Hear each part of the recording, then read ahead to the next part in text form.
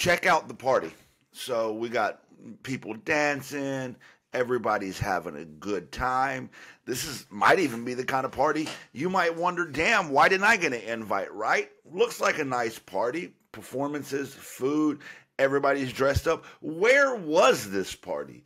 What was happening at this party? This party was at Mar-a-Lago. This party was held by the president. This party was Great Gatsby themed.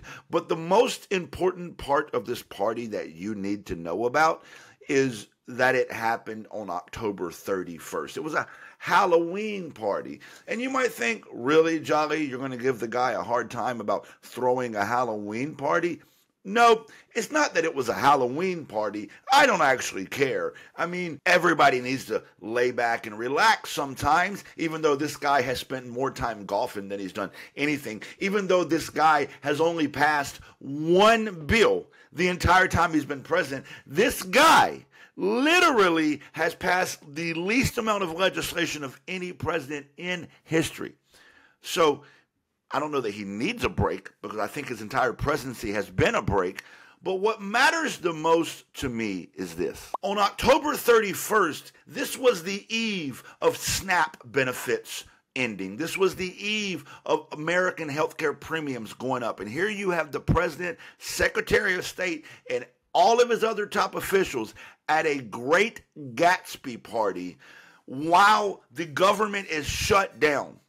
I want you to think about what's happening. The government is shut down. It's not operational. It's on its way to becoming the longest government shutdown in history. We got SNAP benefits that are going away on November 1st. Today is November 3rd. They've already ended. Keep in mind, we have a contingency fund that we are allowed to use to make sure that SNAP benefits don't end during a government shutdown. But yet, here we are. They are ending because the president, the same president that's throwing a Great Gatsby party, chose to let them end. I need you to understand that. I need to comprehend this. He threw this big extravagant party, spent tons of money, performers, food, invited all the top officials at his Mar-a-Lago estate that he flew to using government funds on a government plane with government security while the government was shut down, and on the eve of SNAP benefits ending across the country and American healthcare premiums going up.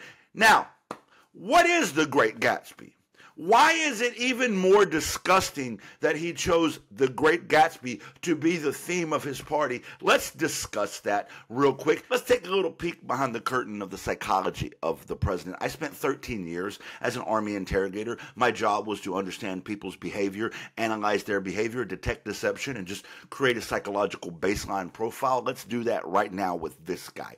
But first, do me a favor, like the video, leave a comment, good or bad, and if my insight gives you some perspective you didn't have before, do me a favor and subscribe. The Great Gatsby. I'm going to make this quick and fast. It's going to be a nice little short video for you, but I need you to understand why making this a Great Gatsby themed party is really disgusting. So in the book, The Great Gatsby, if you haven't read it, the area they were in New York was an area that was dominated by people who had new money. They call it new money. It's people who just recently became wealthy. This is like during the booming 20s, right? The roaring 20s, when people were, making lots of money and getting wealthy quick, the American dream type thing. And so they would flaunt their money. They would flaunt their money because they were new to it. They weren't sure, how to spend it. They felt good to have it. But there was this one guy, Gatsby. He threw the most extravagant parties. And as the book progresses, you find out that Gatsby was throwing these extravagant parties for no other reason than to garner the attention of this woman he was in love with. Now, ironically, this woman was married. I think it's hilarious that Gatsby was pursuing a married woman because, the conservative party fancies themselves as the party of family values, but the president's throwing a Great Gatsby party, which was a guy who was spending his fortune for no other reason than to impress a married woman. Anyway, the book progresses. This whole love triangle breaks out. Again, ironic. But in the end, a lot of people die. And one of the people that do die is the Great Gatsby. There's this conclusion that the book comes to, and I'm going to show you the conclusion here in just a moment. But that's the book in case you haven't read it. And what I want you to understand, what I want you to take away from this is Gatsby was a guy who used his wealth to try to impress others. He used his wealth to try to flaunt it. He used his wealth to try to show other people what they don't have and what you could have if you were with me, right? So the fact that he made this a Great Gatsby themed party really is even more disgusting, because here you have, on the eve of SNAP benefits ending, you have the president throwing a party that is themed after a guy who flaunted his wealth, a guy who, by design, would throw great extravagant parties to try to impress other people, rather than the president maybe suppressing that for a night, rather than the president being a little bit more private, rather than the president being a little bit more somber, understanding, hey, a bunch of Americans are about to go hungry. A bunch of Americans are about to lose their health care, or at least their health care premiums are going to go so high they can't afford it, which is the same thing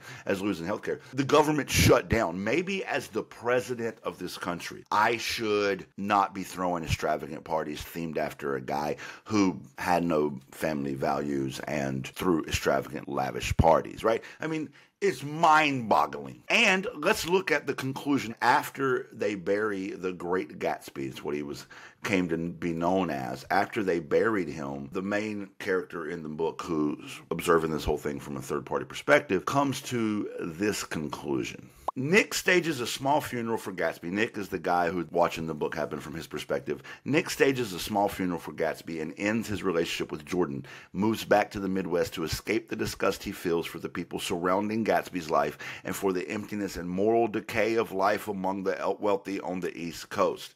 Now, this is a conclusion Nick comes to. The moral decay of life among the wealthy on the East Coast. Hilarious that that is one of his conclusions, considering the president themed his party after this book. Nick reflects that just as Gatsby's dream of Daisy is the married woman that Gatsby was pursuing, just as Gatsby's dream of Daisy was corrupted by money and dishonesty, listen to this next part, the American dream of happiness and individualism has disintegrated into the mere pursuit of wealth.